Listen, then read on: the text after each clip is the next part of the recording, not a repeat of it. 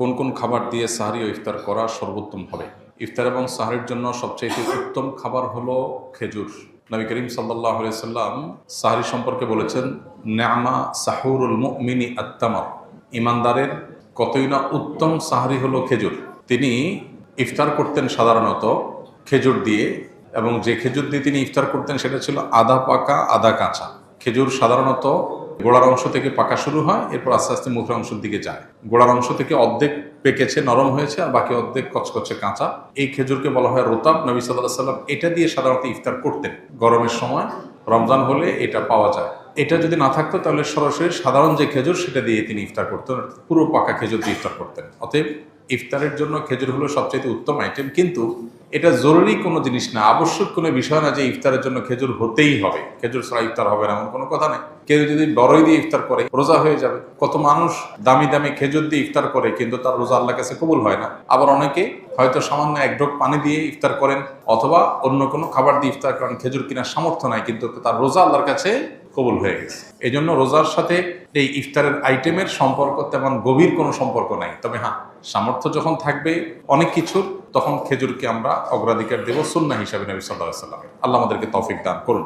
ঠিক একইভাবে সাহরির জন্য এই একই খাবারকে বিশেষভাবে গুরুত্ব দেওয়া উচিত। সাহরিতে আমরা সাধারণত ভাত মাছ যাই খাই না কেন, একটা খেজুর আমরা খেয়ে নিতে পারি, একটু খেজুর খেতে পারি, দুটা খেজুর খেতে পারি, তাহলে সেক্ষেত্রে আমাদের সাহরিতে খেজুর খাওয়ার যে সুন্নাহ সেটা আদায় হয়ে যাবে ইনশাআল্লাহ। আরেকটা গুরুত্বপূর্ণ বিষয় হলো যে খেজুরের মধ্যে প্রচুর পরিমাণে খাদ্য শক্তি আছে, অনেক বেশি এনার্জি আছে, যার কারণে খেজুর এটা যখন ইফতার এবং সাহরি উভয়টাতে খাওয়া হয় তখন রোজা রাখাটা মানুষের জন্য সহজ হয়।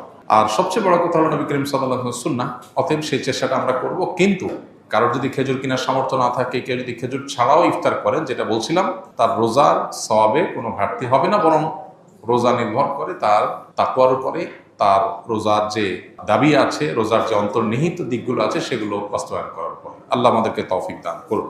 রোজা অবস্থায় কোনো ব্যক্তি যদি সফরে বের হয় তাহলে তার বিধান কি? সফরে বের হলে মুসাফির রোজা রাখবে নাকি রাখবে না?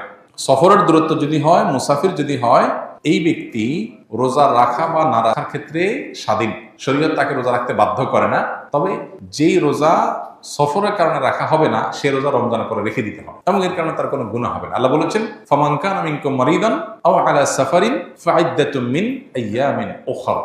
যে ব্যক্তি অসুস্থ হবে, সফরে থাকবে, তার অন্য সময় রোজা রেখে দিলে সেটা তার জন্য রোজা হিসেবে যথেষ্ট হবে। তবে কেউ যদি সফরে তার কষ্ট না হয়, স্বাভাবিক, তাহলে তিনি রোজা রাখতে পারেন, রাখা ভালো। আর যদি কারো কষ্ট হয়, তার জন্য বরং কষ্ট না করে সফরে আল্লাহ সুযোগ দিয়েছেন যেহেতু, সে অপশন নিতে পারে, নেওয়া উচিত। নবী সাল্লাল্লাহু আলাইহি ওয়াসাল্লাম থেকে এটা প্রমাণিত, এবং এটাতে কোনো হেজিটেশন করা উচিত না। হ্যাঁ, অনেকে এমন আছেন যে রমজান পরে আমার আর রাখা কঠিন, কাজে রাখার সুযোগ হয় না, হবে না, তাহলে আমার কষ্ট হচ্ছে না, তাহলে তার জন্য রাখা উত্তম।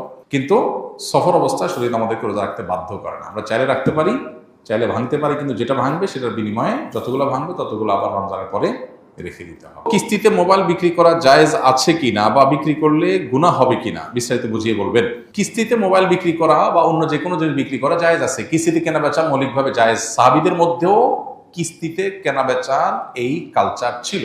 নবীজি সাল্লাল্লাহু আলাইহি সাল্লাম এই ব্যাপারে কোনো নিষেধাজ্ঞা আরোপ করেন নাই, বরং তার সম্মতি পাওয়া যায়, সেখান থেকে বোঝা যায় যে কিস্তিতে কেনাবেচা করা জায়েজ আছে। এখন কিস্তিতে কেনাবেচা করলে যেটা হয়, সাধারণত নর্মাল কিস্তিতে, যদিও আমাদের বড় বড় বিভিন্ন আপনার কোম্পানিগুলো তাদের ফ্রিজ বা বিভিন্ন আইটেম বিক্রি করার ক্ষেত্রে কিস্তিতে বিশেষ পলিসি অবলম্বন করে, যেগুলোর কারণে সেটা নাজায়েজ হয়। এমনিতে জেনারেল কিস্তিতে ধরুন আপনি একটা জিনিস, একটা মোবাইল কিনলেন, ওইটার দাম ধরেন 10,000 টাকা, কিস্তিতে কিনলেন, আপনার কাছ থেকে 12,000 টাকা দাম রাখলো, 12টা কিস্তি করে দিল, এটা জায়েজ আছে, এটা নাজায়েজ না। কিন্তু এটা কোনো প্রক্রিয়া আপনার নাজায়েজ হয়, সেটা আপনাকে ভালো করে জেনে নিতে হবে যে আপনি যখন কিস্তিতে কোনো বিশেষ লেনদেন করবেন, বিশেষ করে যখন সেখানে এই সহজ লেনদেনের বাইরে আরো কোনো শর্ত আরোপ হবে, তখন আপনাকে ভাবতে হবে যে সেটা শরিয়া আপনাকে অনুমোদন করে কিনা। রমজান মাসে কিছু কিছু মসজিদ কয়েক মিনিট আগে আজান দিয়ে দেয়, সেক্ষেত্রে আমরা কোন আজানটি অনুসরণ করে রোজার ইফতার করব?